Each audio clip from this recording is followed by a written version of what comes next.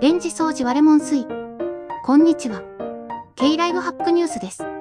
今日はレンジ掃除の簡単テクニックを紹介します。スポンジでゴシゴシしなくても、レモン水を使えば大丈夫。コップに水を入れて、レモンを絞ります。それをレンジで23分温めます。